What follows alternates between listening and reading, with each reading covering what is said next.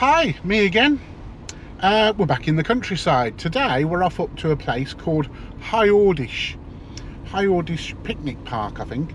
And some friends of mine from the South Normanton and District Amateur Radio Club are up there, and there's a few of them playing radio. So I said I'd like to go up there and join them, and so that's where I'm going. I've got a few new things that I want to try out today. I've got a new, or should I say, it's not even new. It's an aerial that was sent to me, 2 years ago maybe, by M1ECC, I think it is. I'll put a link up here anyway. It's called a Slidewinder, and I've never ever got round to using it. And with the new IC705, that's encouraged me to get out a bit more portable. So I'm going to give that a go today. And I also ordered something last week from M1ECC, which is their little ground spike. So I'm going to use that as well. What else have I got? I think that's about it. So yeah, today is very much going to be HF, which is a bit out of the norm for me. As you know, I like playing on 2 meters. But anyway, we're heading up to this place called Highoredish, and I hope you'll join me.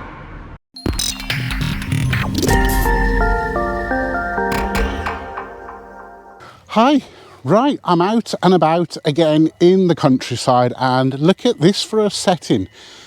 This is absolutely beautiful. This is a place that you may have seen me at before called Highoredish, again in Derbyshire or Staffordshire, one of the two. Beautiful countryside. I'll show you around in a second, but I'm up here again with the guys from South Normanton and District Amateur Radio Club that I was with the other day. And I'm up here at the moment testing out a few things, one of which is this, which you've probably seen before. This is a Slidewinder antenna made by an amateur in the UK whose call sign is M1ECC, Mike 1 Echo Charlie Charlie, and he makes this coil thing here. And then on top of that, I've got this tank whip that I bought from somewhere, I can't remember. To be totally honest with you, I've had this in my garage for probably 3 years. Mike gave me this to try and see if I liked it, and I've never ever got round to using it. So big apologies to you there, Mike. Sorry about that. But yeah, as you can see, it's all set up. What I did was I bought one of these things, which is a ground spike, from M1ECC. That arrived the other day. These radials are just bits of wire with a connector on, and they connect to that. And there's about 6 radials that go around here. I think they're about 5 meters in length each. And then I've got my nice Messium Palomi coax. This is the Sahara version, again from M1ECC.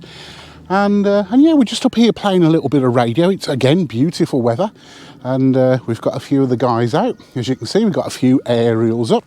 And one of the other things that I'm playing with, and I've done this before, so I won't bore you with what I'm doing, but I'm running FT8 on my phone. Let me just turn that down. So I'm running FT8 on my phone,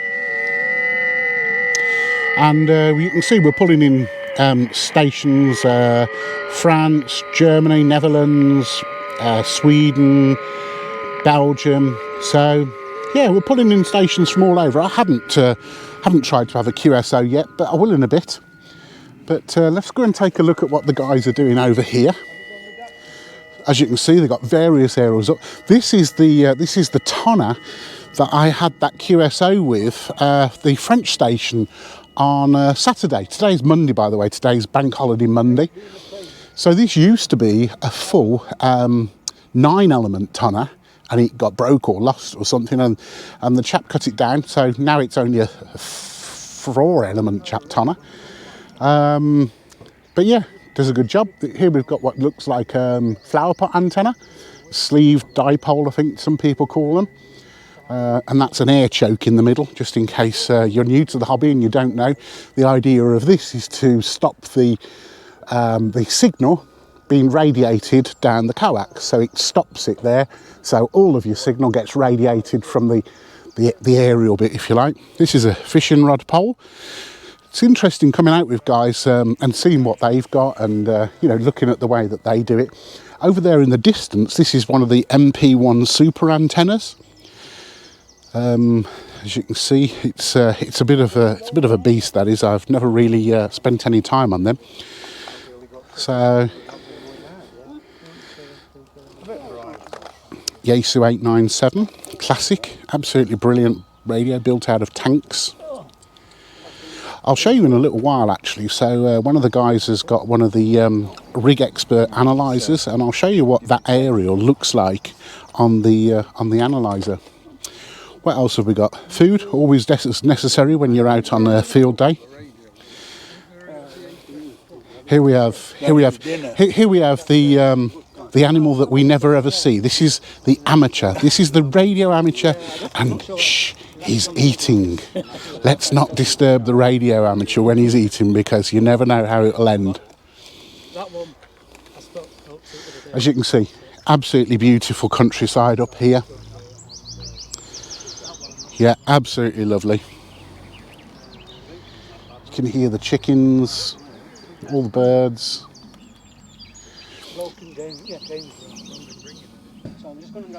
Just show you this. So yeah, this is called Highoredish. Is this classed as Derbyshire or Staffordshire? Derbyshire. And what's the reservoir? It's Ogston Reservoir. Ogston. Fox number 5, Mexico Uniform X-ray from Brittany. Oh my God, it's a poor condition. We got a 2 Echo 0 something, but in the noise also. Very curious condition. Sorry, a 2 Echo 0 Italy something, no, nothing heard. We were running about 500 watts at the moment into a vertical quadro this afternoon. QRZ, anybody, anywhere, anybody around, Fox 5, Mary, Ankle, X-ray, Fox 5, Manchester, United, X-ray, QRZ on 40 meters. Mexico 0, X-ray, Mexico, X-ray, portable, QRP. Mexico 0, X-ray, Mexico, X-ray, portable. Over, over. Uniform X-ray from Brittany. F5MUX in Brittany, calling CQ 40 meters. CQ 40 meters. Fox number 5, Mike, Uniform X-ray near Camper. Fox number 5, Mexico, Uniform X-ray from Brittany. Mexico 0, X-ray, Mexico, X-ray, portable, QRP. Mike 0, X-ray, Mike, X-ray, portable.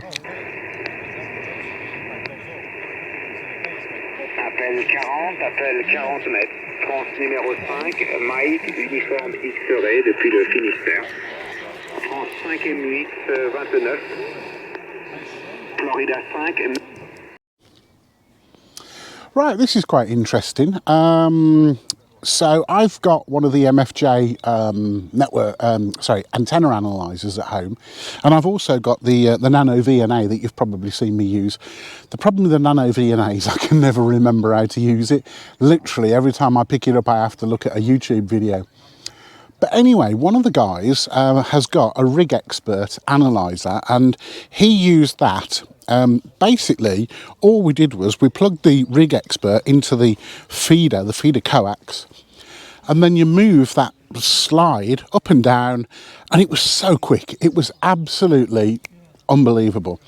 Literally, he's got like an electronic digital needle, and as soon as it dipped, it was like, there it is. And then we just fine-tuned it, and we got it down to, I don't know, 1.2, 1.3 to 1. Absolutely brilliant. But one of the other guys has brought his antenna analyzer, which is a different one. It's still a Rig Expert, but this one actually does a bigger range. This goes up to 1400 megahertz. So he's going to, number one, he's checking this cut down toner antenna. This is the one I was using when I contacted the French station the other day. And he's checking that now for, well, to see where it is in terms of resonance. So I'll just put the camera over his shoulder and you can see what he's doing. So if we change it to 144.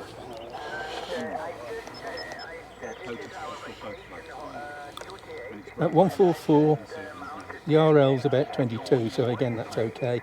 The resistance is crept up to 52 ohms, which is, like I say, people moan when their VSWR's gone to 2, and I'm going... Anywhere below 1.5 is Yeah, reasonable. I mean, even on HF. that's 1.7. Yeah. 1.17, sorry. So that's perfectly good enough. You can mess around and get nowhere. How is it? Is it good? That's okay, yeah, that's fine, that'll work nicely. So what are you looking at? Let me just show the camera. I don't know if I can see it because of the light. So it says 144 megahertz, VSWR is 1 to 1.17, the resistance is 52 ohms, and there's a bit of X and a bit of Z, which you could tune out if you wanted to, but there's very little point. Cool. So what frequency roughly do you think it's on? 7.1. 7.1. So if I set this to 7, it'll be too wide because it'll... Right, so if we set the frequency to 7,100 and then do a sweep for the VSWR, this will be a bit wide, but it will... There we go. So if we change the range a little bit, so we get nearer in. So from that, it's just a bit too long. Okay. The resonant point is roughly on 7187. Okay. And if I press all, it'll tell us VSWR is 1.7 to 1, RL is 11, which is reasonable for the vertical. The resistance is 62.4 ohms, and that'll be because you're using a ground plane.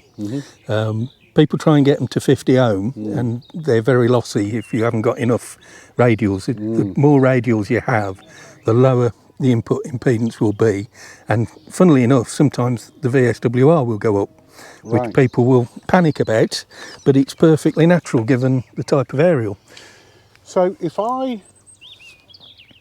we walk up to it now, if I alter that coil, then we should very easily be able to see whether we're altering it in the right way. Watch it, there are some radials down. Yeah.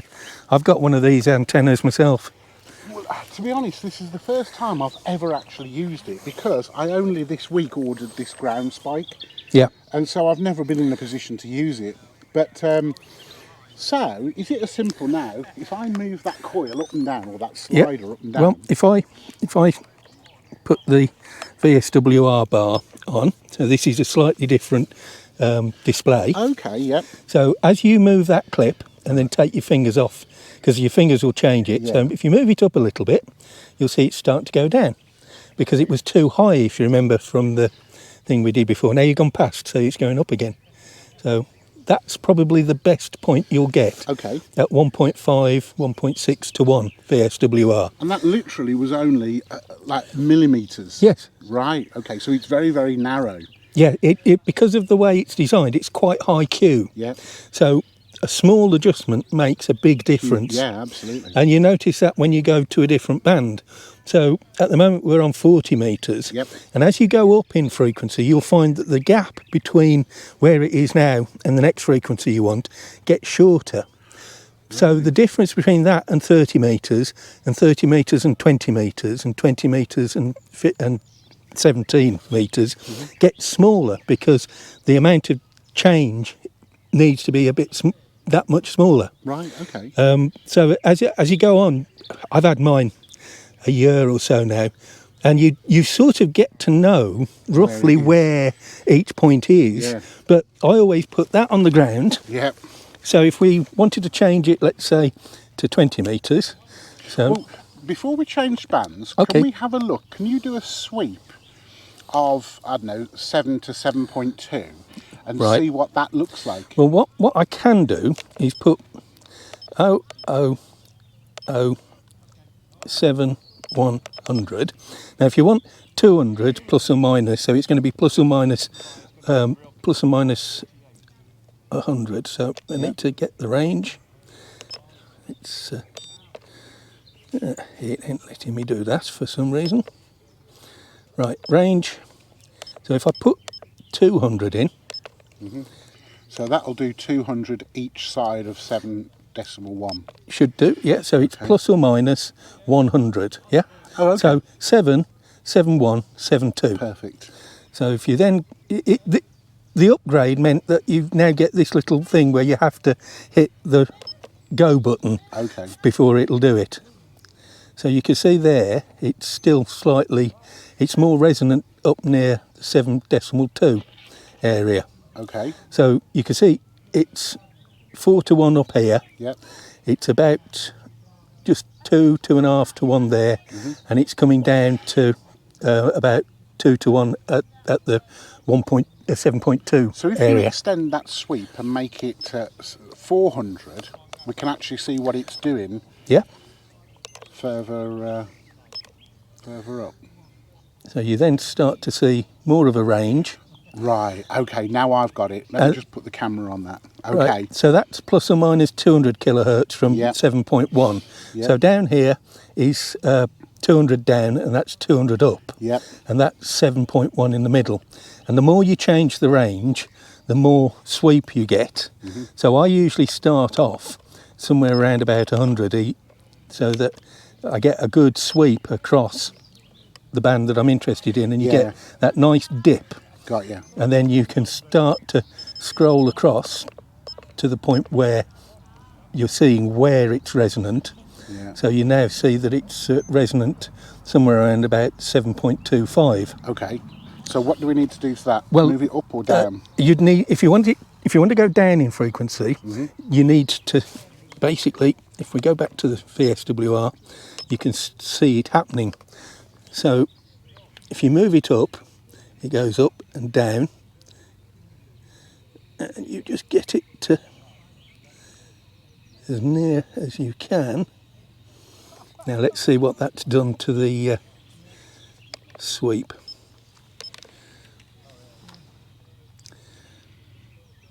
So we're still up there. So it's 7.2, so it's a bit short. So let's lengthen it a bit. Do it again. It's gone back the other way.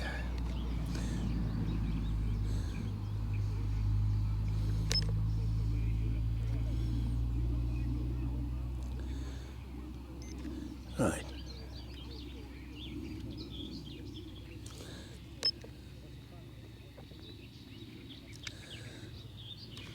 Yeah. So we can now see that it's coming down. So we start to come down in frequency there. Yeah. You see a small amount Yep. and a big drop. Yeah. So it's now 7.037, Okay. or well, probably a bit further down than that. Yeah, so about 7.024, which would be great for the CW end of the band. Yep. And if we move it up just a touch, maybe there. And you're going to push the graph that way, so it start to go up in frequency. So if we have it centred at 7.1, let's say for instance.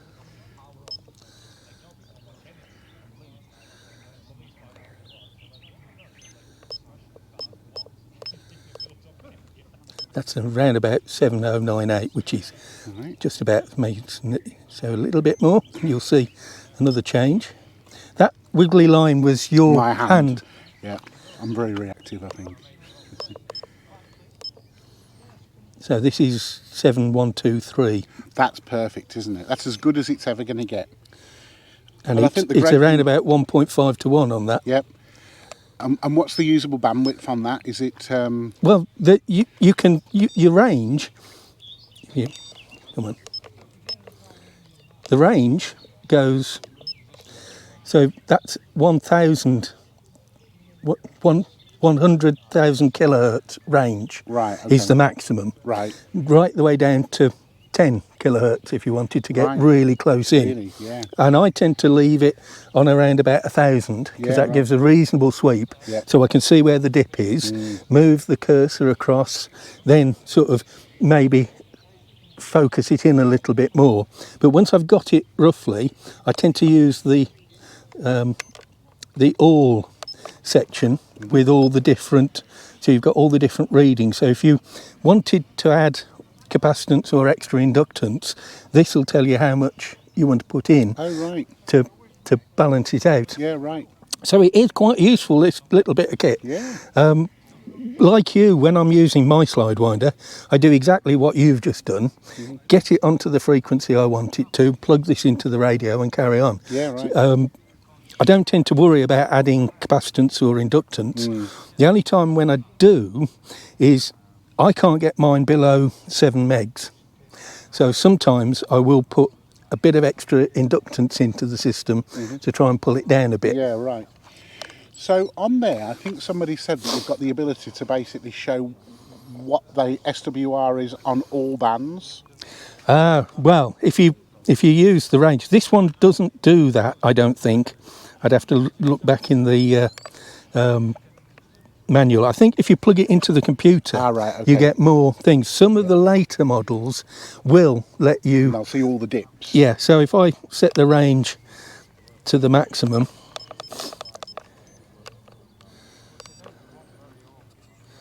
and do a sweep of that, you'll start to see different dips coming in. And what is that scanning from and to? That's scanning plus or minus 50,000, so 50 megahertz. Yeah, right. Plus or minus. So that if you've got a multi-band antenna, Yep.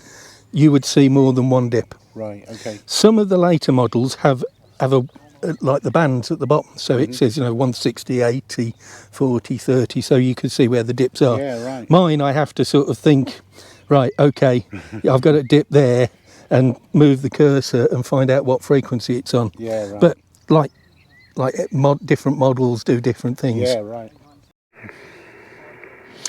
While I'm recording, I'll just add one thing here. This Ultraflex is absolutely beautiful. The cable is beautiful.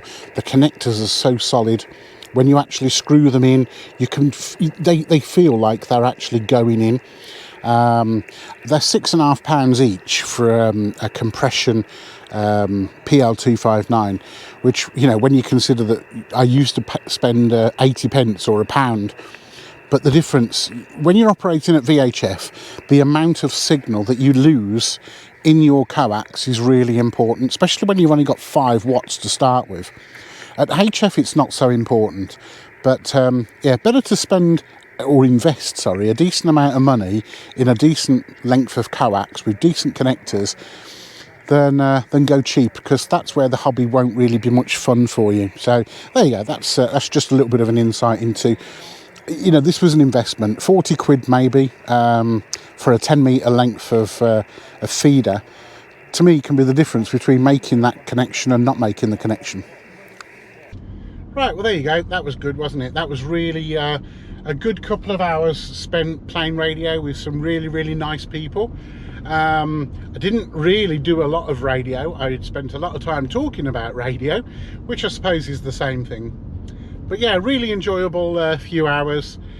Really impressed with that rig expert. I think I might be looking at what sort of deal I can get on one of those. And that Slidewinder antenna from M1ECC antennas. Although I didn't really use it, I was really impressed with how easy it went up and the potential of it. So hopefully you'll be seeing that again in quite a few more videos. Anyway, thanks a lot for watching. Hope you enjoyed the video, and if you did, then please feel free to give me the thumbs up. That helps me to be encouraged to continue to make more videos like this. And if you like videos like this, then please go ahead and subscribe, and then you'll be kept notified about new videos coming up, and yeah, you'll get notified. Okay, thanks a lot. Take care. Bye for now.